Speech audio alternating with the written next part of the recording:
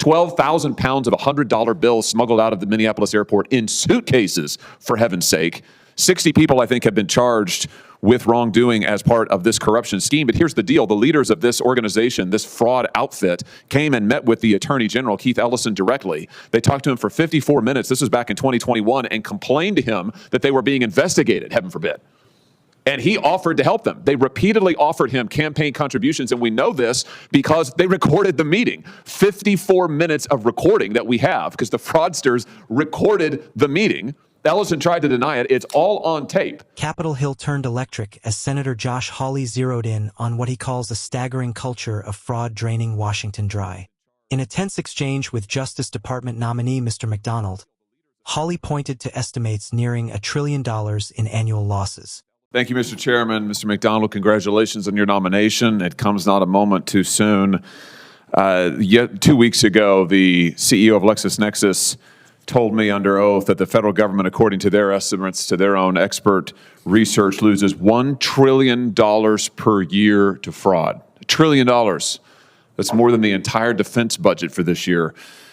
A more conservative estimate, the GAO's estimate, is that the federal government loses about $521 billion to fraud every year. That's about the budget of the Department of Veterans Affairs. Either way, we're talking about just enormous amounts. And of course, we've seen it on display in states recently like Minnesota. And my question to you is, are we going to see some more accountability coming for the fraud that has been perpetrated on this country, particularly in places like Minnesota? I mean, is accountability coming?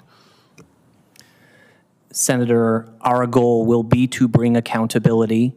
It will not be easy, but we will work tirelessly to bring that accountability to ensure that the fraud that we are seeing annually is erased. Let me just give you one example of the kind of accountability I think we need to see. The Attorney General of the state of Minnesota, Keith Ellison, was in front of a committee of mine, and under oath, I would just say, just a couple of weeks ago.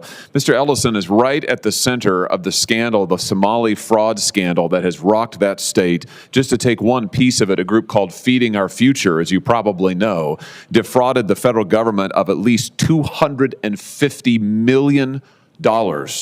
$250 million that did not go to feed the homeless. It did not go to feed the poor. It did not go to feed children. Instead, it bought yachts. It bought luxury planes. It bought fancy vacations. It was smuggled out of the Minneapolis airport in suitcases.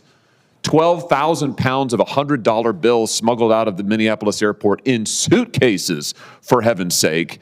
60 people, I think, have been charged with wrongdoing as part of this corruption scheme. But here's the deal. The leaders of this organization, this fraud outfit, came and met with the Attorney General, Keith Ellison, directly. They talked to him for 54 minutes. This was back in 2021, and complained to him that they were being investigated, heaven forbid. And he offered to help them. They repeatedly offered him campaign contributions, and we know this because they recorded the meeting. 54 minutes of recording that we have, because the fraudsters recorded the meeting. Ellison tried to deny it. It's all on tape. They offer him money repeatedly, and he says things like this. I think we may have a poster of it. He says, we are in the middle of the battle with agencies now who are investigating them. He says, he's the Attorney General of the state. He says, Waltz, meaning the governor, agrees with me that this piddly, stupid stuff running small people out of business is terrible. Piddly, stupid stuff, meaning investigation for mass fraud. He goes on to say, just to be able to say, just getting the question, just getting the inquiry from the Attorney General is sometimes enough to make people knock it off. In other words, he offered repeatedly to help them get rid of the investigations that were ongoing into this group. Even as they were sitting there, he said to them, I am directing my staff right now to intervene on your behalf. And then just days after he met with them, he took $10,000 in campaign contributions, including from individuals who were indicted by the federal government for fraud. He's been charged with nothing. And in fact, he sat where you're sitting under oath, and he denied to me he took any money at all. I've got it right here. It's in his own campaign finance reports.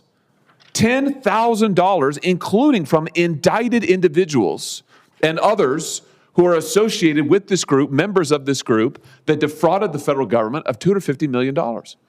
My question to you is, are we going to see accountability for people like that? Are we going to see heads roll for people who are in the middle of this fraud and enabled it and protected the fraudsters and defended it and used their office in order to help people get away with crimes? Senator, first, that is certainly not how law enforcement is supposed to work. When there is evidence and when investigators are digging into potential crime, to then have lead law enforcement try to close up that shop and turn away the investigators. That's not how law enforcement is supposed to work, and it's certainly not how law enforcement is going to work in the Department of Justice and in the National Fraud Enforcement Division.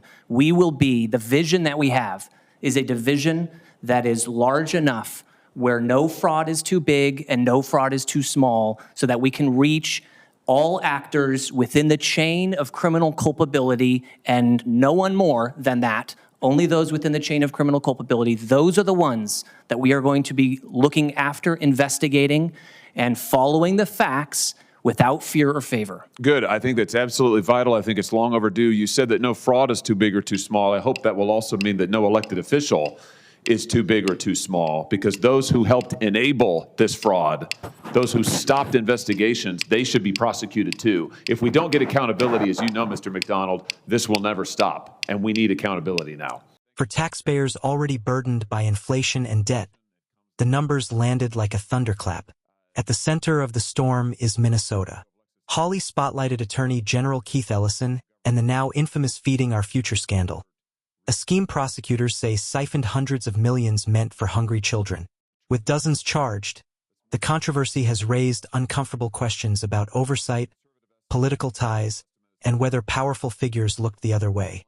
Hawley's argument reflects a broader Republican push for stricter enforcement and fewer bureaucratic blind spots. He framed fraud not as isolated misconduct, but as systemic failure that weakens public trust. Supporters say aggressive prosecution is overdue and that elected officials must face scrutiny if they shield wrongdoing. Critics warn against politicizing investigations, but voters increasingly demand transparency. What this clash reveals is a deeper debate about accountability in government. When public money disappears, confidence in institutions erodes. Whether the Justice Department follows through could shape public faith for years. If you value clear reporting on the battles shaping Washington, subscribe for more in-depth coverage.